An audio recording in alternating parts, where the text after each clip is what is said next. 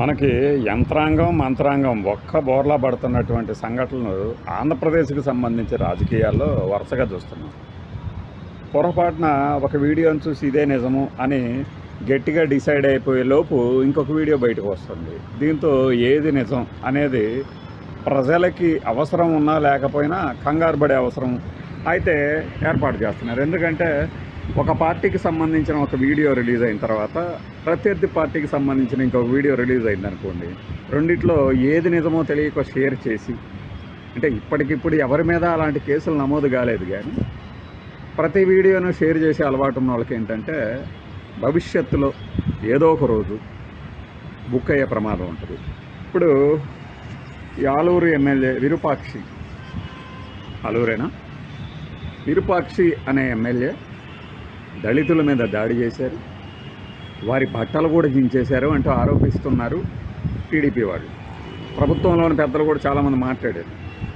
నిన్న 12:30 నుంచి 1:30 మధ్యలో ప్రెస్ మీట్లు పెట్టారు. వీళ్ళు ప్రెస్ మీట్లు పెడుతున్న సమయానికే దానికన్నా ముందే సోషల్ మీడియాలో ఒక వీడియో సర్క్యులేట్ అయింది. అందులో ఒక మహిళ తాలూకు భర్త, ఆయనే ఆ బట్టలను దించేస్తున్నట్టుగా కనపడింది. మరి దానిని ఏమంటారు? అందుకే తెలివిగా ఈరోజు ఉదయం, అంటే ఆగస్టు 4, 2026 ఉదయం పేపర్లలో, అంటే ప్రింట్ దినపత్రికల్లో ఆ విషయం ఎక్కడ ప్రస్తావన రాకుండా చాలా జాగ్రత్త వహించారు.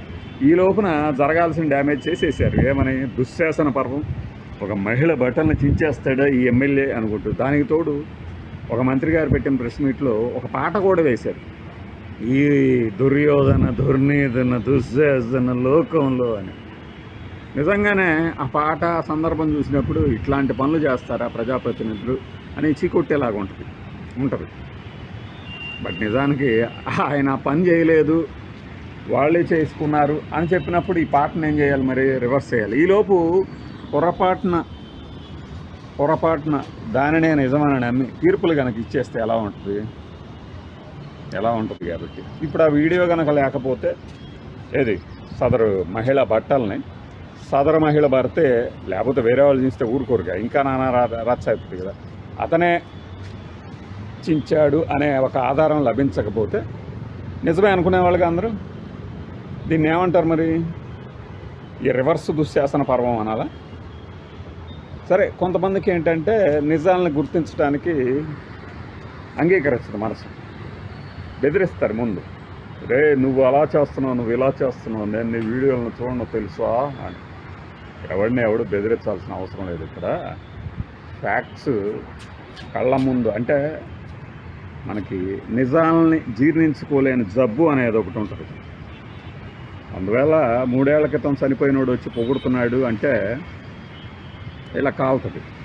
ఎందుకంటే నిజాలని చూడటం మానేసి అభూత కల్పనల మధ్యలోనే మనం బతకాలి అని కోరుకునే మహానుభావుల మధ్యలో మనం ఉన్నాం కాబట్టి మన వైఖరి నచ్చదు. నచ్చని వాళ్ళ కోసం నిజాలు మారవు. నిజాలు ఎప్పుడూ నిజంగానే ఉంటుంది, మనం అంగీకరించినా అంగీకరించకపోయినా. నువ్వు 1924 మధ్య లాంటి నిజాలు లేవా ఉన్నాయా అని ఎవడడిగాడు? అలా ఉండబట్టే కదా ఇలా తయారయ్యారు అంటున్నారు కదా. మరి ఆ విషయాన్ని అంగీకరించు. అప్పట్లో నువ్వు ఏడ్చావా లేదా? అప్పట్లో నువ్వు అది చేసావా లేదా? ఇవన్నీ కాదు, గతంలో కానీ వర్తమానంలో బతకాలి, కానీ గతంలో కానీ భవిష్యత్తు గురించి అభూత కల్పనలో కాదు. ఇప్పుడు ఏం జరుగుతుందన్నది ప్రజలు చూస్తారు. అంటే ఈ పరిణామాలు గమనించినప్పుడు మనం చాలాసార్లు చెప్పాం, కొన్ని ఇటుకలు పేరుస్తున్నారు కొంతమందికి అని చెప్పేసి. దేనికి అంటే రాజకీయంగా వైఎస్ఆర్సీపీకి ఇలాగైతేనే అడ్డుకట్ట వేయగలము ఈ ఇటుకలతోనే అనేది. ఈ క్రమంలో ఏంటంటే చాలా పేరు గొప్ప ఛానల్స్, పత్రికలు కూడా ఆ ప్రయత్నంలో ఒక భాగంగా మారిపోయాయి. తప్పు జరిగినప్పుడు ఖచ్చితంగా కేసులు పెట్టాల్సిందే, బెండు తీయాల్సిందే. కానీ తీర్పులు మనం కాదిచ్చేది. తప్పు జరిగిందా లేదా అనేది కూడా తెలుసుకోకుండా అవతలవాడికి అవకాశం ఇవ్వకుండా ఇష్టం వచ్చినట్లు ఒకే రీతిలో ప్రచారం చేస్తూ పోతూ ఉంటే నిజం చిన్న విత్తనంలాగా మొలకెత్తుతుంది. ఆ నిజం ఒక్కొక్కసారి అవతలవాడికి మేలు చేయొచ్చు, కీడు చేయొచ్చు. ఏది చేసినా నిజమే, ఎప్పటికైనా బయటపడుతుంది. దాన్ని ఎన్నో రోజులు ఎవరూ కప్పిపెట్టలేదు. ఏ పార్టీ కూడా ఇదేదో ఒక పార్టీకి మద్దతుగా అనుకుంటే పిచ్చితనం. మనం కబ్జా చేసేసి వేరే వాడి పేరు మార్చేసేసి బతుకున్నవాడి పేరు చచ్చిపోయాడని చెప్పి అవన్నీ మన పేరు రాసుకున్నామంటే దానికి పడాల్సిన శిక్ష పడుద్ది, ఖచ్చితంగా పడుతుంది. అది ఎవడు మద్దతు ఇచ్చినా ఇవ్వకపోయినా. అయితే మనం ఒకళ్ళని ఫిక్స్ చేయాలని డిసైడ్ చేసుకున్న తర్వాత ఏమీ దొరక్క ఎక్కడెక్కడో తీసుకొచ్చి పెట్టినప్పుడు ఏంటంటే అది వెంటనే రివర్స్ కొడుతుంది.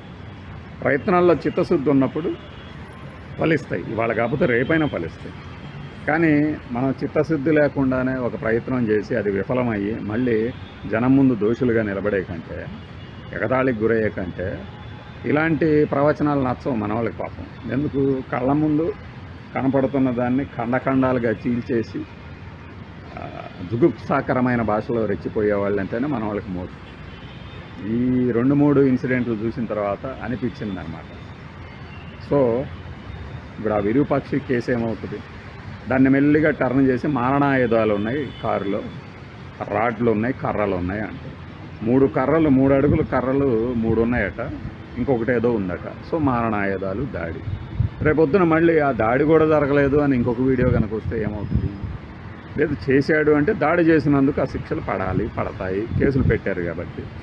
అంత మాత్రం చేత ఈ ఇన్సిడెంట్లో వారికి మద్దతు ఇచ్చారు, వీరికి మద్దతు ఇచ్చారని తలకాయ బాదుకునే వాళ్ళకి ఆ వీడియో ఒకసారి చూస్తే విషయం అవగతం అవుతుంది.